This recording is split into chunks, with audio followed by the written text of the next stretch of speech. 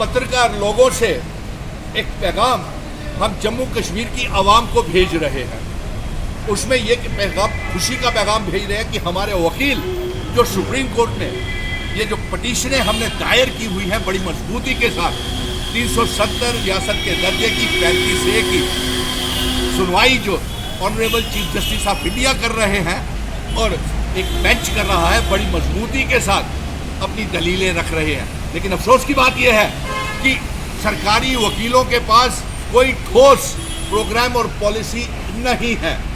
और खुशी की बात यह है कि आज पत्रकार बंधुओं के माध्यम से मैं ये खुशी का पैगाम, क्योंकि आपने पहले दिन से ही मेरे साथ, जब मैंने 5 अगस्त 2019 को जंग का ऐलान किया था, आप में से सारे पत्रकार मित्र मेरी इस जंग में शामिल हुए थे।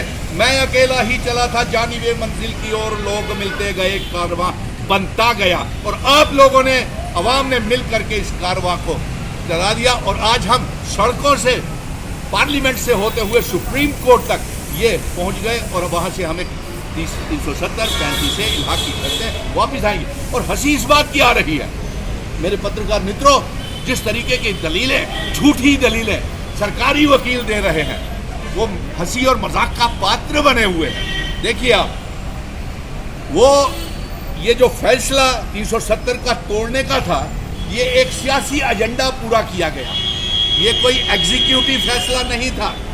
और जिसे ये टेम्पररी कहते थे वो परमानेंट था। टेम्पररी इसलिए था कि कोई नीचे असेंबली नहीं थी और उस असेंबली ने बनने के बाद भी ये जारी रखा और ये परमानेंट हो गया। बहुत सी चीज़ें हमने सुप्रीम कोर्ट में सीखी हैं।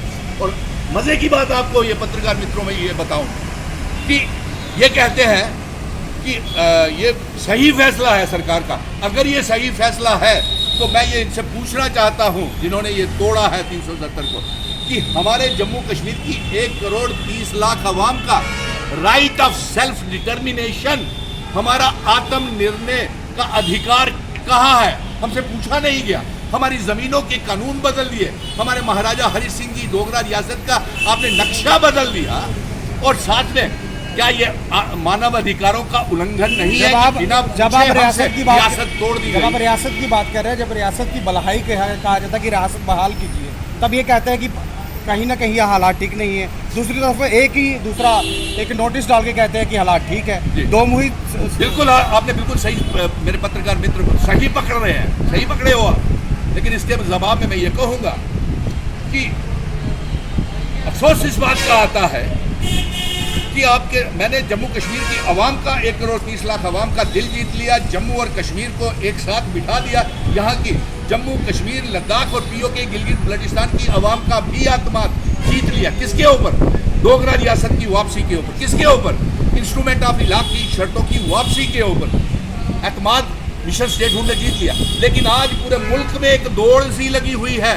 पूरे मुल्क में 2 गठबंधनों को बांटा जा रहा है, एक इंडिया के नाम के ऊपर, एक एनडीए के नाम के ऊपर। और मजे की बात यह है कि कश्मीर के नेता भी रियासत के दर्जे की जंग को छोड़ करके, 370-35 की जंग को छोड़ करके कोई एनडीए में घुस रहा है, कोई इंडिया में घुस रहा है। अरे इंडिया और एनडीए के एजेंडे में 370 की वापसी नहीं है, महाराजा हरि सिंह जी की डोगरा रियासत की वापसी नहीं है, महाराजा जी की इलाहाक की शर्तों की वापसी नहीं है। तो जब अवाम की मांग, जो रियासत का दर्जा, अपना स्पेशल स्टेटस 370-35 की मांग की, उनके एजेंडे में नहीं है, तो फिर ये 3 सवाल आज मैंने खड़े किए हैं इन नेताओं से, जो भी हैं इनके हिस्से ABC टीमों के रूप में। आप कहेंगे कौन सी है? गुलाम नबी आज़ाद, अल्ताफ बुखारी, पीपल्स कॉन्फ्रेंस, और भी बड़े नेता हैं। 1 नेशन 1 इलेक्शन की बात की जा रही है। 1 नेशन 1 इलेक्शन अच्छी बात है, कोई बात नहीं है।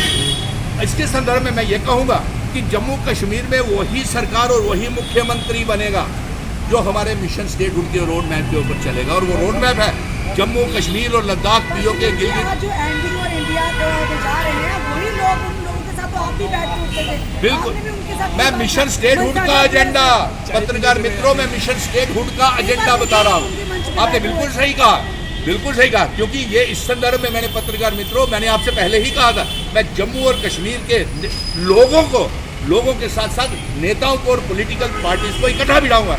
और ये भी कहा था कि ये आवाज़ मैं केंद्र तक लेके जाऊंगा, सड़कों से लेकर के पार्लियामेंट और आप एनडीए और इंडिया की तरफ देखिए अभी तो मैं यहीं पे जम्मू में खड़ा हूँ और लोगों के बीच में पैगाम भेज रहा हूँ, खुशी का पैगाम भेज रहा हूँ कि हमारी जो मांग थी, जो हमारा जिसको लेकर के हमने जंग शुरू की थी, वो हमें मिलने लेकिन वाला है। डॉक्टर फारूक अब्दुल्ला तो बैठे हैं ना इंडिया के। देखिए डॉक्टर फारूक साहब का, उमर साहब का सवाल जो है ना, ये उन्हीं से पूछिए, लेकिन ये पूछिए जरूर। आपको उनकी अच्छी ताल्लुकात हैं। मेरे बड़े अच्छे मित्र हैं, बुजुर्ग हैं, बड़े नेता हैं, मंच साझा करते हुए आपको देखा है। तो इसमें कोई बात नहीं है, क्योंकि हमारे मंच के ऊपर हमने, आप पत्रकार सवाल ताक रहे हैं, लेकिन ये क्यों नहीं कहते कि सुनील डिम्पल ने ये भी कहा था कि मैं जम्मू और कश्मीर की आवाम के साथ साथ ये बड़े बड़े नेता, ये प्रधानमंत्री के कार्यालय में भी गए थे, यही नेता कुछ लेके आए प्रधानमंत्री के कार्यालय से, 18 नेता गए थे, जिसमें आप भी तो होम मिनिस्टर से मिले हुए थे, आपने क्या बातचीत की?